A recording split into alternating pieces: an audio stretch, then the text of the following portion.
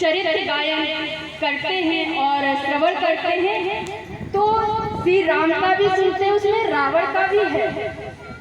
दोनों ही किरदार कथा में बहुत महत्वपूर्ण होते हैं। जानते हैं क्यों?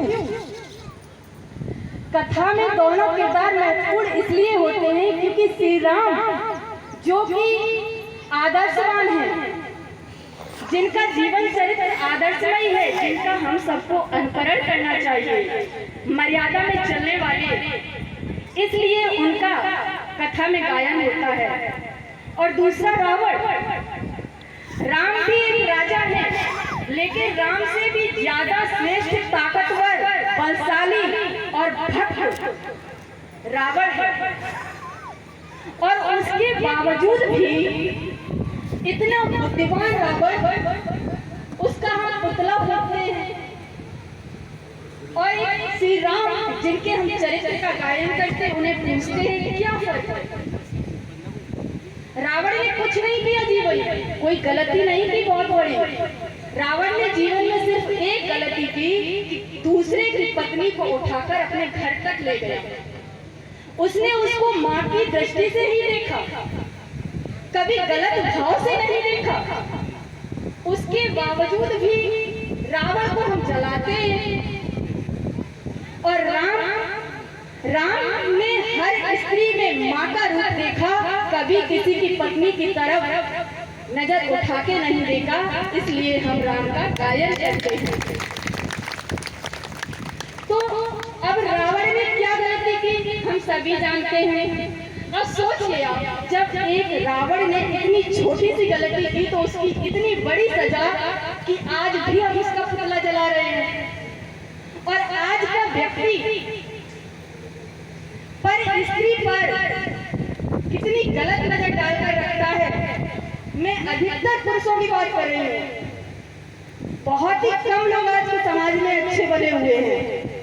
और इसका भी एक कारण है कि जितनी श्रीमद् भागवत कथाएं चल रही हैं, उन कथाओं में हम जाते तो हैं, लेकिन कन रस लेने के लिए जाते हैं, मन रस लेने के लिए नहीं जाते।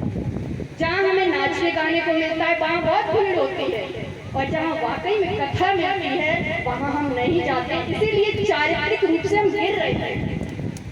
अब सोचिए, रावण की एक गलती जो आज तक वो भुगत रहा है, कि जो एक व्यक्ति गलत कर रहा है किसी के साथ, तो उसको कितनी बड़ी सजा होगी ये आप स्वयं सोच सकते हैं। इसलिए ये भागवत कथाएं हमें सिखाती हैं कि हम हर किसी का आदर सम्मान करें। आपने रावण के बारे में बहुत कुछ सुना होगा, आचार्य जी ने भी बहुत कुछ सुनाया होगा, उसके जीवन चरित्र के बारे में बहुत कुछ सुना होगा। लेकिन आपने एक बात नहीं सुनी होगी जो आज मैं आपको सुनाती हूँ। एक बार रावण रो रहा था। आपने सुना कभी रावण रोया? लेकिन रावण भी रोता था। एक बार चुपके से रावण रो रहा था, तो मंदोदरी जो कि उसकी पत्नी थी, उसकी नजर जाती है। तो वो कहती है कि स्वामी क्या बात है, आप क्यों रो रहे हैं? तो रावण कहता,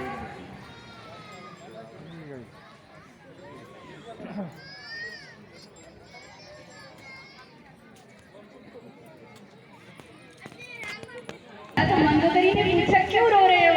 तो रावण ने कहा कि मैं इसलिए रो रहा हूँ कि मुझे सीता अपने पति के रूप में स्वीकार क्यों नहीं कर रही है। मैंने हर प्रयास किया, लेकिन मैं विफल क्यों होता जा रहा हूँ। तो मंदोदरी ने कहा कि एक बार श्री राम का रूप रख करके देख लीजिए, शायद सीता आपको पति के रूप में स्वीकार कर ले।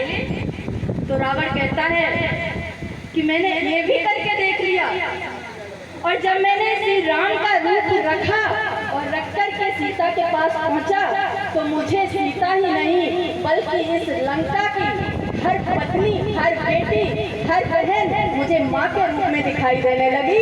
बस यही फर्क है। श्री राम का रूप रखा तो उसकी गलत भावना मिट गई। और अगर हम आज श्री राम के आचरण का अनुकरण करने लगे तो हमारा समाज एक श्रेष्ठ समाज बन जाएगा। और जितनी भी आज समाज में बुराइयां बढ़ रही हैं, हावी हो रही हैं, चाहे फिर वो बेटी हो वो भी सुरक्षित नहीं है। कितना भी हम भागवत पूजा पाठ करें, क्योंकि दिखावा कर रहे हैं, भक्ति नहीं कर रहे हैं। अगर भक्ति करें तो शक्ति मिलेगी, शक्ति नहीं दिखावा कर रहे हैं। तो अगर हम वाकई में राम के जो आचरण का अनुकरण करने लगे तो निश्चित तौर पर हमारे समाज में एक सुंदर मूल्यों से स्थापित होगा और समाज में एक बहुत सुंदर बहार आएगी। इसी के साथ ही मैं पुनः आप सभी को धन्यवाद देती हूँ कि आपने बहुत प्यार से मुझे सुना। आचार्य जी को बहुत धन्यवाद देती हूँ कि आपने मुझे यहाँ एक अवसर दिया है। Thank you so much. बहुत बहुत धन्यवाद ज्योत्सना जी। एक समाज को नई दिशा यथार्थ में जब हम